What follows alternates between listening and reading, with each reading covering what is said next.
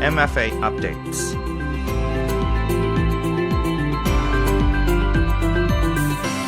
Sawadika, welcome to MFA Update, a weekly program that focuses on Thailand's international affairs and activities. I am Kimi or Kim Panik Nisha Grairak, your host. Today we welcome Her Excellency Ms. Moragot Sisawat, the Ambassador of Thailand to Vienna and Permanent Representative of Thailand to the United Nations in Vienna. She will inform us about Thailand and the United Nations in Vienna. The foreign affairs that matter. Special guests from the Ministry of Foreign Affairs. This is the MFA updates.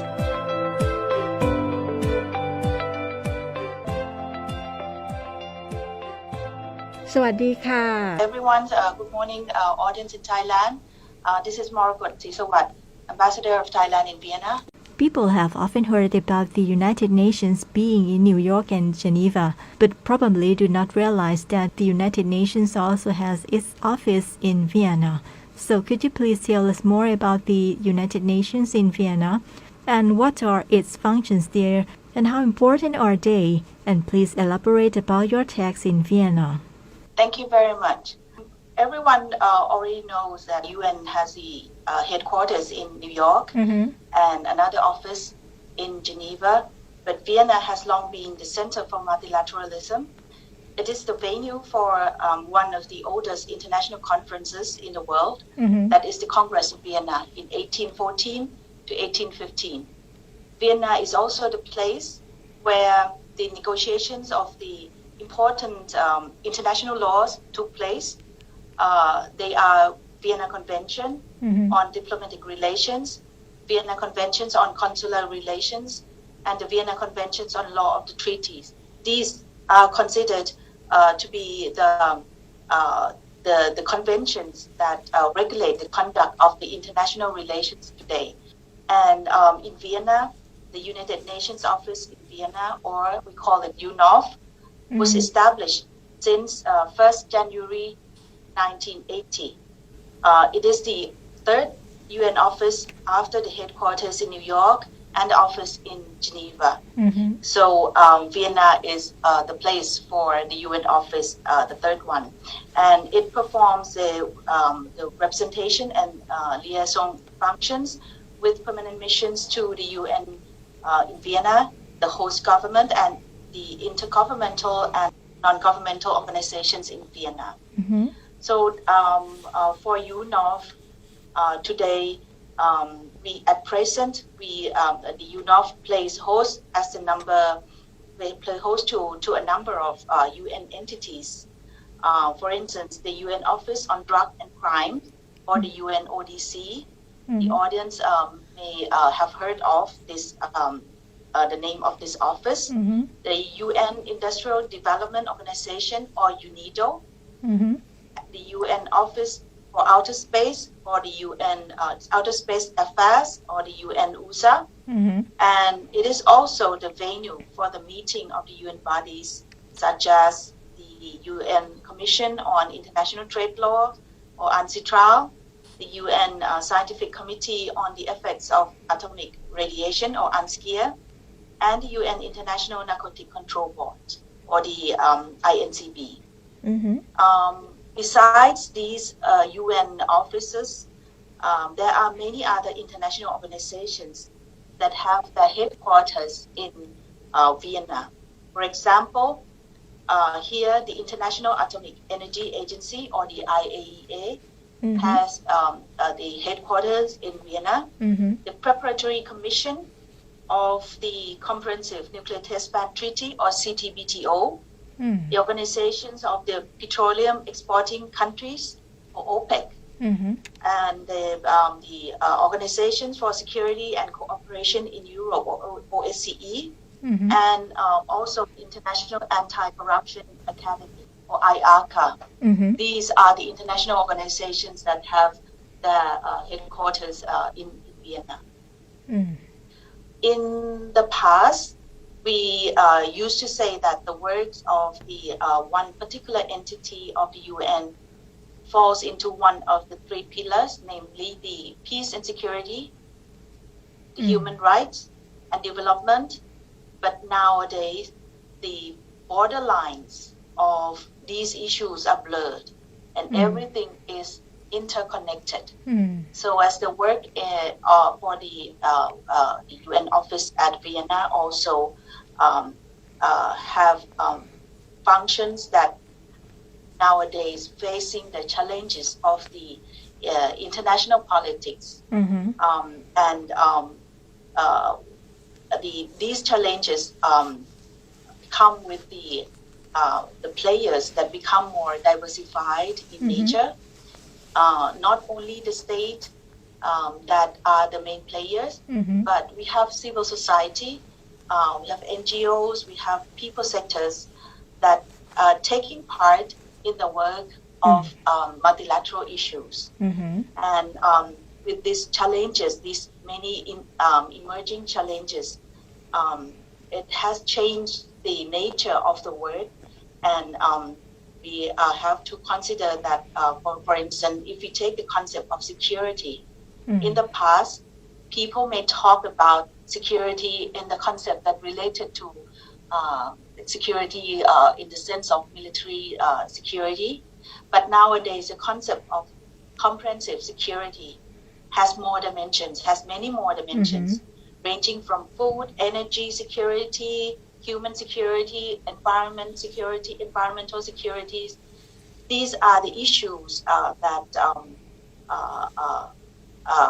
on the tables, at the discussions at the multilateral diplomacy, which becomes more complex, become more complicated. So the international relations nowadays are facing different challenges. And if we pick one of the works of the United Nations office in Vienna, for instance, the Office of Drug and Crime, the United Nations Office on Drugs and Crime, there are ongoing the UN Convention on Anti-Corruption is ongoing. The Conference of the State Parties are ongoing in Egypt, in Sharm el-Sheikh. The issue of prevention of corruption, one can see that it ensures that the country's budget remains available to provide public goods and services to people to ensure their basic needs, or at the same time, the issues of preventing corruption, we have to consider that this is the how we going into the facing with the challenges, how we are going to prevent the money, the budget from misuse or being channeled to criminals. So the issues that are related or relevant when we discuss about the prevention of corruption are varied and differs from the past. It's related to many other things, and these reflect in the discussion of the UN works in Vienna, where we discuss the work of the UN ODC and the issue of corruption. So it's related to many other things that reflects that the issues has becomes more interconnected. So how has Thailand contributed to the works of the UN in Vienna, and what would you pick as the highlights of Thailand's contributions during the past 75 years? Yes, Thailand has been very active in sharing our experiences and best practices to support the UN's normative work. At the same time, we also learn from the experiences and good practices of others. For example, we have been the member of the Commission on Narcotic Drugs since 1973. Throughout these 48 years of our membership to the Commission, we have worked together with other members to address the evolving world drug problem. And for the past 2 decades, Thailand has worked on the promotion of the concept of alternative development. This stems from our experiences in promoting socio-economic development in the mountainous areas in the north of Thailand. which also resulted in the eradication of opium poppies cultivation in that areas.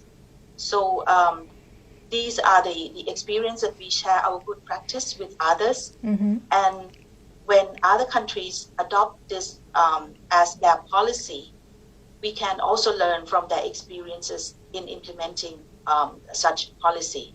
So we can continuously improve what we are doing. And we also work with our partners. The main partners are Peru and Germany in tabling the draft resolutions on promoting alternative development as development-oriented drug control strategies for 14 consecutive years.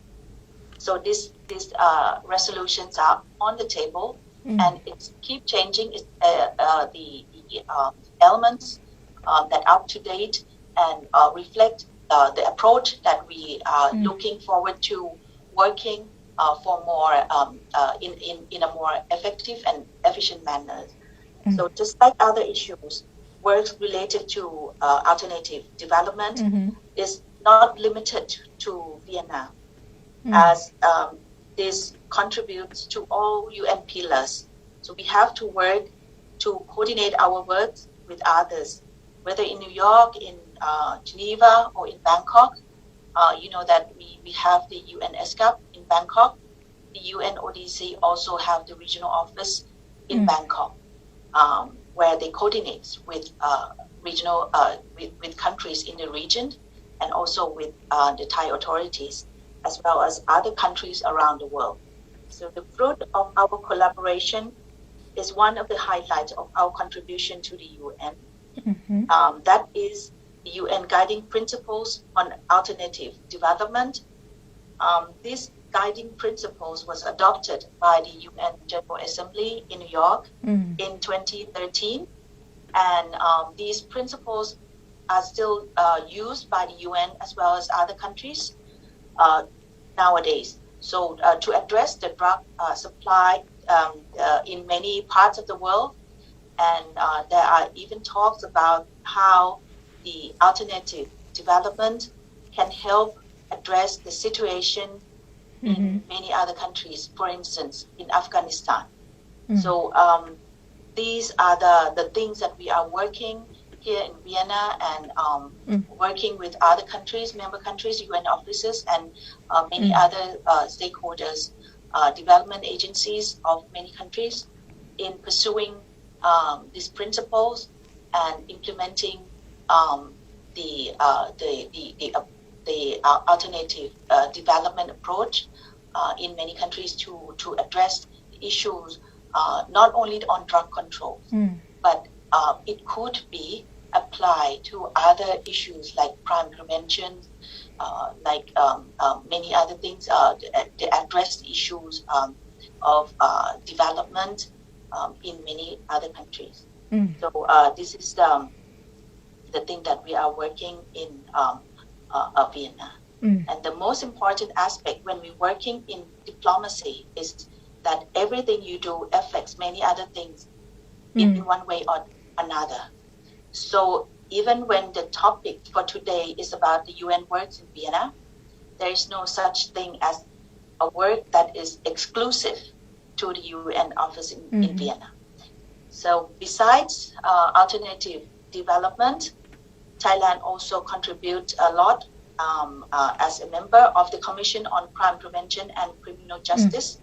We are just being elected recently in April for another 4 years. We are keen to supporter of the use of sports as part of the youth crime prevention strategy, an idea that is now recognized by the UN General Assembly and implemented in many other countries, particularly in Latin America. So Thailand is also the main proponent of the UN rules for treatment of women prisoners and non-custodial measures for women offenders. Unlike in New York and Geneva, your office is not only a permanent mission of Thailand to the United Nations, but also the Royal Thai Embassy. So what are the differences, and is this fact an advantage or a disadvantage? I would say that it is an advantage rather than disadvantage.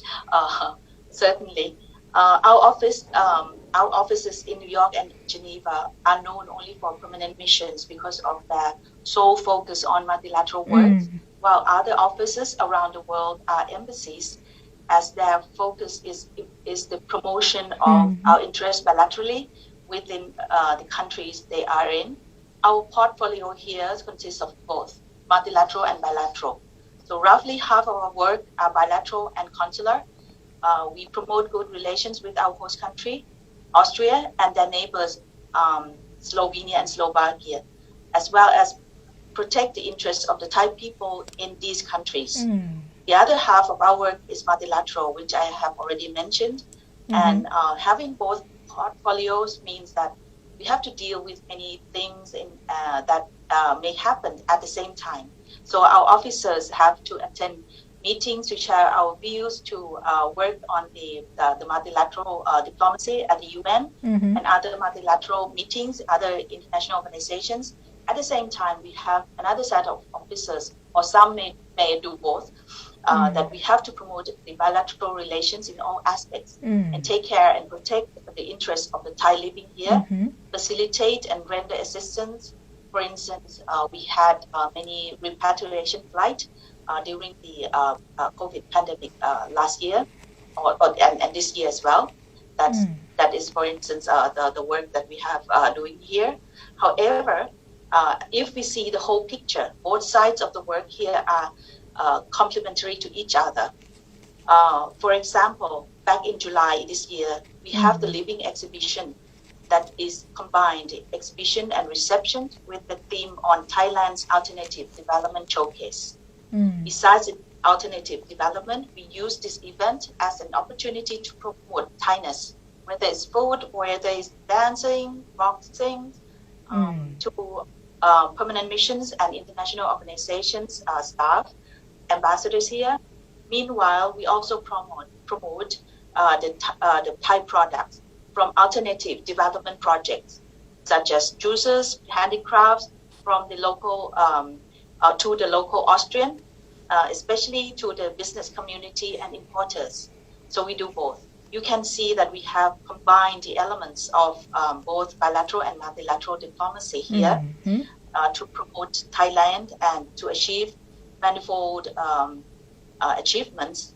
So I think for more details, I would like to invite the audience to visit our website, the embassy's website, to see in details how we combine and how we do our activities here in Vienna. Thank you for joining me in this program, and I would like to visit Vienna once in a lifetime. So beautiful. Thank you. You're welcome. Meanwhile, while you cannot travel, please visit our website so you see more of our activities. And thank you for your kind attention. I wish you all a very happy new year too.